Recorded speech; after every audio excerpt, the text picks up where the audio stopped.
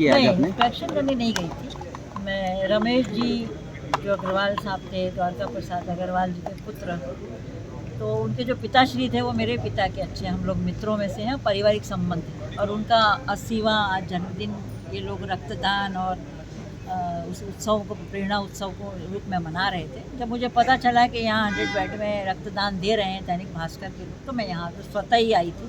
इन्होंने मुझे बुलाया नहीं था मगर मैं खुद गई थी। मैडम आपके प्रयासों से मेडिकल कॉलेज चालू हुआ है, लेकिन अब व्यवस्था उतनी बेहतर नहीं है जितनी आप लोग ये तो यहाँ के लोगों को समझना चाहिए कि जो पहले जो बातें थी वो अब नहीं हैं, तो गलती किसकी है। ये इशारे में ही बोल रही हूँ, लेकिन चूँकि मेरे लोकसभा क्षेत्र के स्वास्थ्य मंत्री हैं और हम यदि जनप्रतिनिधि, हम ये नहीं कहते कि हम किस पार्टी के हैं। पार्टी के लेवल से ऊपर से उठ करके सिर्फ हमें लोगों के हित में काम करना चाहिए। ये नहीं सोचना चाहिए कि किसके नाम का मेडिकल कॉलेज है या कौन चला रहा है या किसने खोला है। उसको पहले से ही जो हमने व्यवस्थाएं दी थी वही होना चाहिए थी। आज यहाँ पर कोरवा जाति के लोग जो हमारे राष्ट्रपति जी जिनको गोद लिए हुए हैं और जिनका संरक्षण हम लोग कर रहे हैं, वहाँ पे बच्चों की, उनके नवजात शिशु की डेथ होती है। एम्बुलेंस में ड्राइवर जो है वो प्रसव करा रहा है। तो ये सारी घटनाएं जो है ये बताती हैं कि ये सरकार कितना अच्छा काम कर रही है। समय पर डॉक्टर नहीं मिलते हैं मैम। उसका नाम महंत जी के नाम पर है। देखिए, मैं आरोप नहीं लगा रही हूँ, मैं ये कह रही हूँ कि जो व्यवस्थाएं हमारी सरकार ने यहाँ के मेडिकल कॉलेज में यहाँ के 100 बेड को दी थी वो पूर्वतः ही चलनी चाहिए, बल्कि उससे भी बेहतर चलनी चाहिए।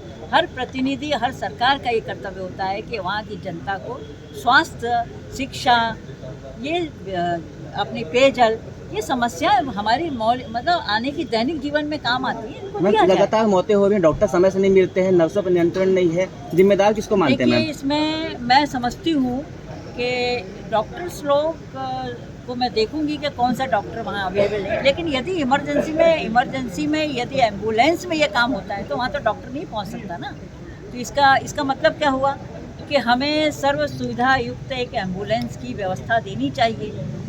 तो यहाँ पर क्यों नहीं? आपने सांसद मत से दिया है। मैंने 15 एम्बुलेंस दी थी अपने लोकसभा क्षेत्र में, लेकिन कुछ चल रही हैं, कुछ खड़ी हैं। मेडिकल कॉलेज में मैंने 2 एम्बुलेंस और पहुँचा दी थी, तो वो चल रही है सुचारू रूप से। लेकिन ग्रामीणों को लाना और यहाँ पर उनको समस्याएं जो उनका ये चीज़ है कि हमको कभी भी बच्चा हो सकता है, कभी भी हमको इमरजेंसी आ सकती है, तो उसके लिए कुछ सुविधाएं तो आपको सरकार को भी देनी चाहिए ना। मरीज अस्पताल पहुंच जाए, उसके उपचार नहीं मिल पाता है, उसमें देरी हो जाती है। देखिए, उपचार नहीं मिल जाता है। पहाड़ी कोरबा का आपने नाम लिया, वो बच्चा पहुंच गया था, उसके 12-14 घंटे बाद उनकी मौत हुई है। ऑक्सीजन की कमी के कारण। एम्बुलेंस में ऑक्सीजन नहीं था। अब आप ये देखिए। हाँ मैडम, फ्लोरा मैक्स को लेकर के आप क्या कहेंगी कि इस जिले से हजारों महिला जो है ठगी के शिकार हुए हैं और प्रतिदिन जिला प्रशासन के पास आकर के गुहार लगा रहे हैं, लेकिन सरकार की ओर से एक बयान नहीं आ रहा है।